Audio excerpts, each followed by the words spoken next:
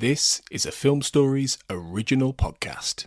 Hey guys, time to get in on the action for the biggest moments in basketball with Prize Picks, America's #1 fantasy sports app. Just select 2 or more players, pick more or less on their projections, place your entry, and win up to 100 times your money. Right now, Prize Picks will match your first deposit of up to $100. Just download the Prize Picks app and use the code GET100. That's code GET100 on Prize Picks for a first deposit match of up to $100. Prize Picks. Pick more. Pick less. It's that easy.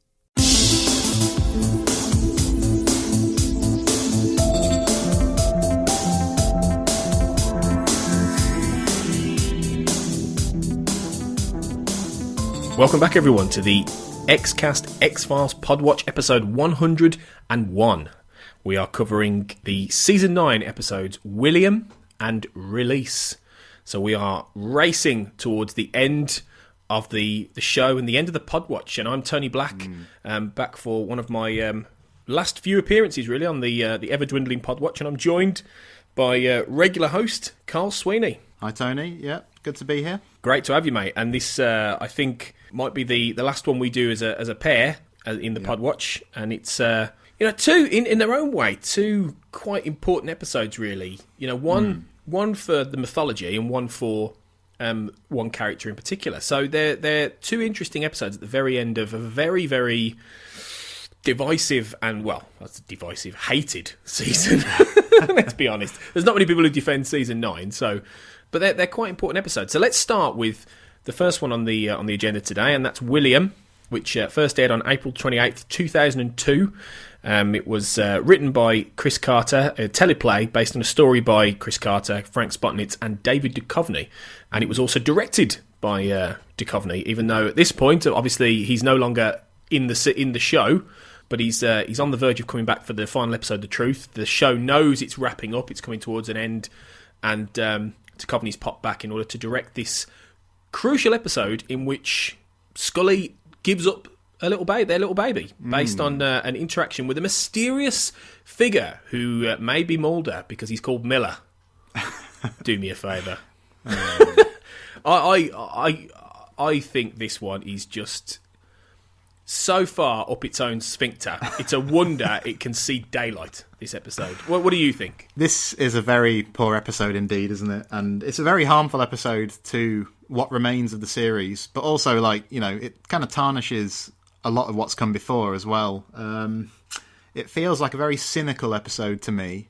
It feels like they're kind of trying to clear the decks for a prospective second film. Whether or not that's exactly the intention or not, I don't know. That's what it feels like. And, it's got, character motivations which feel, inexplicable to me.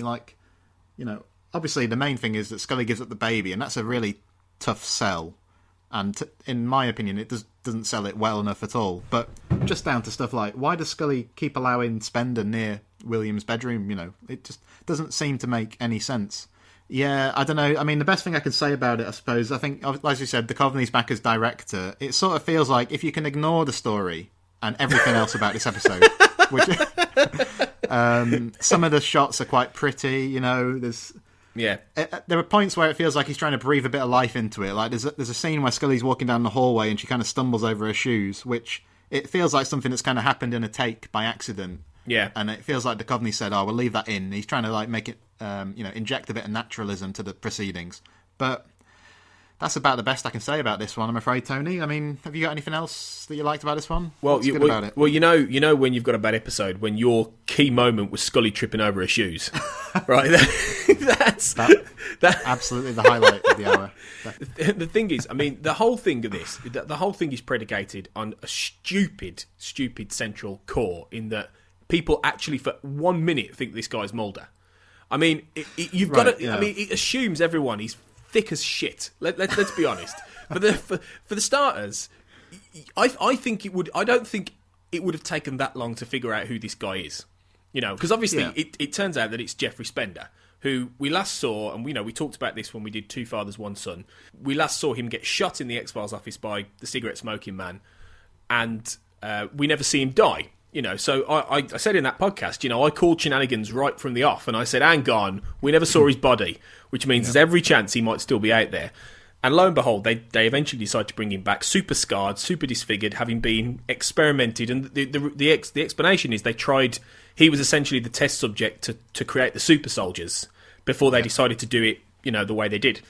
And he ended up scarred and, all this. He's a bit Elephant Man-like. And, slightly more mumbled voice than he had. But I don't know. I still don't... Well, even if you didn't know it was Spender, it's not Mulder. He doesn't look anything like him. He's not got the same build, and it's just such a contrivance that I can't get past it.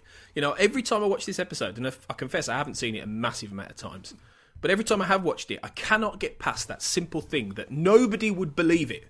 Not for a minute, even with the DNA. It's still one of those things where I just think it's dumb. I think it's dumb, and I think it doesn't respect the lore that's gone before it, which is ironic, given the fact that it's placed in the middle of a completely different show in a way. It's a throwback to the old mythology, and it mentions things from the old mythology. I mean, nobody's mentioned the Smoking Man for 2 seasons, and this is the first time he gets mentioned. It calls back to Samantha a little bit. It calls back to just everything like that, Spender and all that. Things that people had forgotten, or things that were so far in the past now that people weren't even really thinking about them. And you think to yourself, if you're going to do that, at least respect what's come before. And it just doesn't.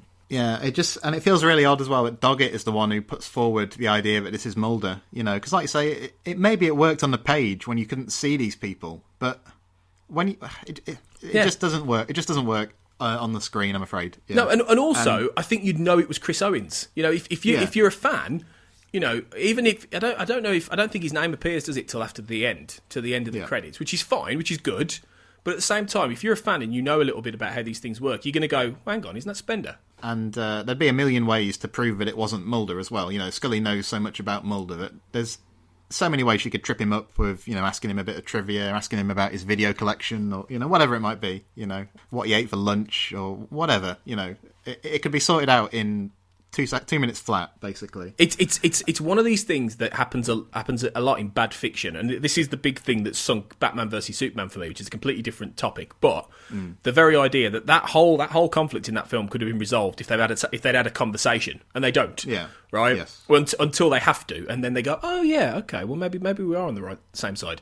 This one is one of those things where, if they'd have had a proper conversation and they talked like actual people speak in real life, then none of this would have happened.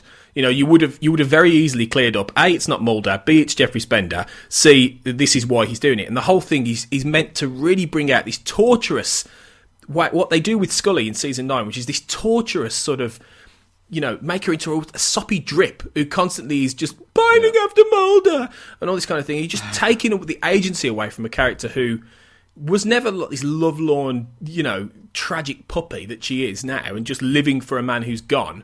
It's just, it's frustrating because she's a better character than that, and it just makes her really stupid, and I don't buy it. Yeah, me neither. And I think I talked about this a little bit on the Nothing Important Happened Today episode, but I regard her as one of the biggest problems with season 9, and in some ways I wish she hadn't returned for the season, which I know is kind of a that's quite a bold statement for an X-Files fan, but I sort of feel that way at times.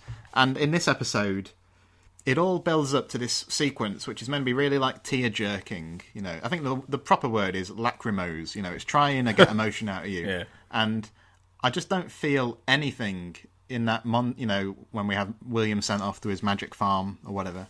I just... I don't feel anything except angry at the episode. I mean, when I said on Twitter that I was watching this one in preparation for the podcast, I had people message me saying, get your tissues ready and that kind of thing. Really? I just don't feel it. And so, I don't know, Tony, am I a monster, or is it, what's going on? Do you feel the same way? We're monsters together. We're the peacocks. Because I don't feel any sense of sadness because it's not earned it. It's that whole thing of, I would have appreciated the sacrifice that Scully makes a lot more if I didn't know the fact that they were very, very cleanly trying to set up a movie franchise where they didn't want a baby saddling them in tow.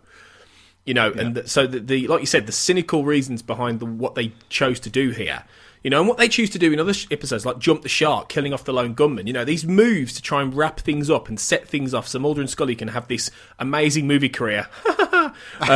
Right? And it annoys me because it's not doing the show that we've invested in, the amount of justice. William is just an albatross around their neck since he was born. The build-up of William in the womb and all that stuff is great. That genuinely is an interesting storyline with Scully pregnant and all this. Once he's born, he just... like you said, Scully shouldn't have been in season 9. I agree. The show had moved on. You should have let them two go off by... Mulder and Scully go off with the baby and everything's fine. The show had moved past them, and it's just... All the stories involving that Providence shit in the middle of the season. It's just rubbish. And this is the same kind of thing. It's not earned, and the sacrifice at the end with a really mawkish, final scene. I'm just like, fine. The baby was miscalculated anyway. In a way, once he's born, he becomes a problem, a storytelling problem, and if you're going to commit to something like this, at least do it justice. And hopefully season 11 will undo some of the damage, because if William turns out to be a really interesting part of the new season, then I might forgive this decision more, actually. Yeah, I kind of agree, and I don't think this episode will ever look much better, but the trajectory of it might. Yeah, and, maybe. I sort of do like the way the William stuff kind of percolates through season 10, and then sort of comes right to the fore. Yeah. Towards the end of My Struggle 2. I think it was handled reasonably well. And like you say, season 11, we think it's going to be about William to a greater or lesser extent. We think we're going to see him. So it offers them the chance to make right on that storyline, I suppose. And let's hope that they do. Well, fingers crossed. But nothing's going to erase the stench of this one. So let's swiftly move on, shall we?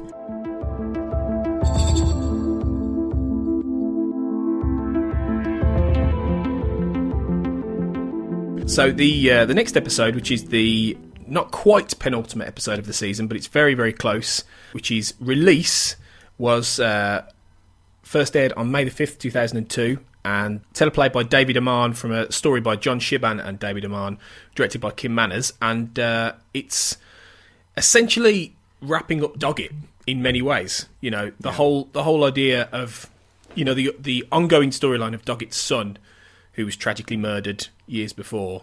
And Doggett does get a level of closure in this one when a very Frank Black, calling back to Millennium, which we talked about previously, a very Frank Black-esque sort of intense FBI cadet in Scully's Quantico class starts linking up several brutal murders, and Doggett starts to learn that maybe they will resolve what happened to his son.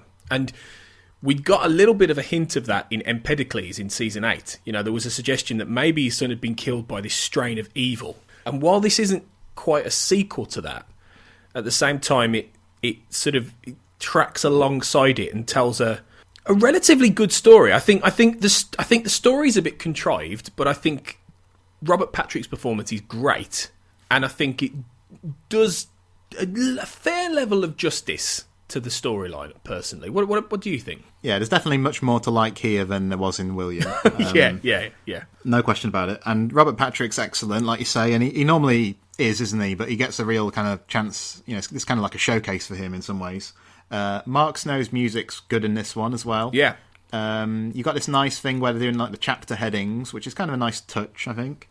I think the episode is pretty good. This one feels a bit cluttered to me, though. It sort of feels like there's a couple of things in here which could make separate episodes, So, like the cadet that you mentioned, like, I like the idea that, we're trying to figure out, is he Sherlock Holmes, or is he Frank Black, or is he somebody who's actually involved in these cases, Is he someone who's actually a killer or whatever? I sort of feel that's kind of strong enough to sustain an episode by itself, so it's kind of jostling for attention a bit here with the stuff with like the mobster, and I don't think that actor playing the mob guy is particularly good. I think he's a bit over the top, actually. Yeah. And some of that stuff's a bit much.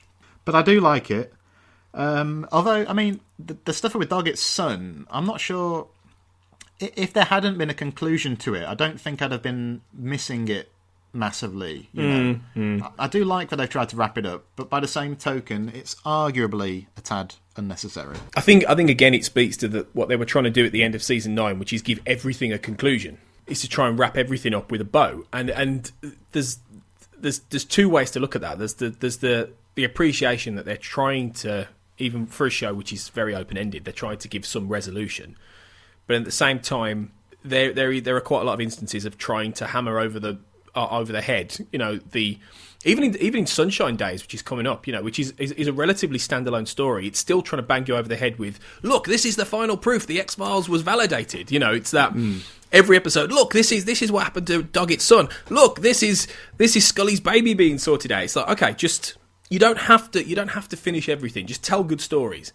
And I'd say Release is partly a good story, but it is bogged down by some really cheesy stuff. I mean, mainly Regali, the Italian, you know, he feels like he's walked out of a bad like 80s cop show, and then you've got Fulmer, who was a you know, judged character to begin with anyway. I mean, oh my god, how badly does Cary Elwes overact when he shoots Regali? No. Did you see his face?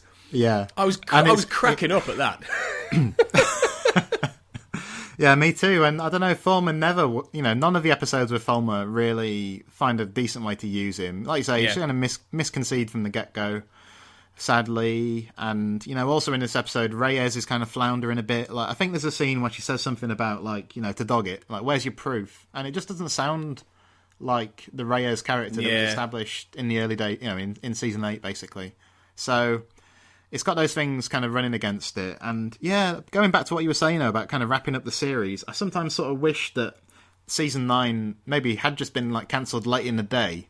I think you might have got, you know, this run of episodes like Jump the Shark, William, if it had been, you know, that they weren't sure the series was ending, you might have got a stronger backstretch of the season. It wouldn't have had all the wrap-up stuff. No. But the season may have ended up kind of better for it. And, you know, when they try and do episodes like Requiem or Existence, where they're not quite sure if the series will come back, they actually come up with pretty decent conclusions, don't they? So, you know, it might have worked out quite nicely. I don't know. Yeah, I think it would have done. I think you would have had more interesting proper X-Files, because they're not proper X-Files, are they? You know, like Jump the Shark wasn't an X-File.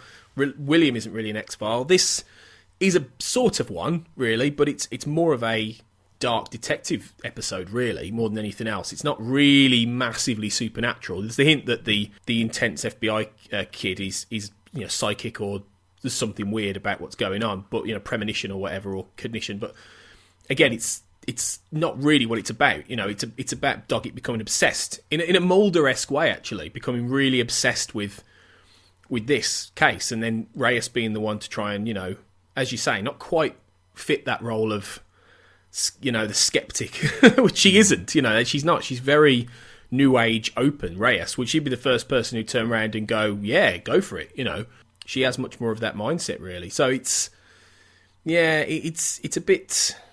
It's good. It's better than William by a long shot. It's probably the strongest in this last run of episodes, really, because Sunshine Days is weird, and the true, it's just weird all round. It doesn't feel like it was. And Darren and Mooney and I talk about this in the upcoming episode, but it doesn't feel like it feels like it's amateurish. It's weirdly made. It feels like they'd all given up and we're having like a holiday. And then the truth is, you know, notorious for many reasons, but yeah, this is probably the strongest in this run. But, you know, it's a bit of a mixed bag. Did you know, though, that Doggett's wife is his real-life wife, Robert Patrick? Yeah, I did know that, and I quite like that stuff. You know, I think it's quite nicely played when he comments on her new furniture and stuff. It just felt like a nice little exchange. And like what you're talking about with William, where we say, you know, we've got these big emotional scenes going on and we don't really feel anything much about them. But like when it gets to the end here, when it's Doggett and his ex-wife spreading the ashes, I think it is, I do feel the emotion of that much more. So it's pretty successful in that sense. And as we've already said, Patrick's really good, isn't he? And he's kind of one of, you know, I think we're big Doggett fans, aren't we? Yeah. But he was, in my view, he was a great addition to the series, even though some fans, you know, still don't like him or whatever. I think he usually, when he was given a script, he kind of gave it his best, and he usually delivered. So I appreciate the episode mostly for him, I suppose. Yeah, I agree. I think he's what makes it, even with certain dodgy or flabby elements, he's what sells it, really. Yeah. I would agree. So yeah, that's Release. And that's it, really. We've only got a couple more season 9 episodes, and then we're into the new inverted commas season 10. And we're very close to the end of the Podwatch now. It's ramping up towards an ending. So, Carl, I think are you back for any more after this? Yeah, I think I'll be talking with Baz Greenland about my struggle and Founder's Mutation, and then that'll be my last appearance. Yeah, so it's been really fun, Tony. So it's hard to believe we've come so far, and it's nearly over. I know. I will be back for the final episode of the Podwatch, which isn't going to be my struggle too. We are doing another one, which is going to look forward a little bit, I suppose, and I'm going to keep secret who's going to be on that episode for now. But we will have a final sort of rounding up conclusion to the Podwatch, and maybe reflect on some of this madness that we've been doing over the last few months. But guests on that one to be announced, so we'll keep that. We'll leave that as a cliffhanger, mysterious. But no, it's been brilliant, Carl. All the ones you've done. So I look forward to your final Podwatch coming up in a few days, and I will see you again for the finale, the big finish, which will be better than the truth. I promise. may not be too difficult. But we'll see. Exactly. But until then, you can find us on Twitter at the X_cast and on Facebook at the XCast Basement, the podcast fan group. So come in and join us with all the chatter going on in there as we build towards season 11. And we'll be back tomorrow for I'll be back with Darren Mooney for the Sunshine Days and the Truth. But until then, remember, trust no one.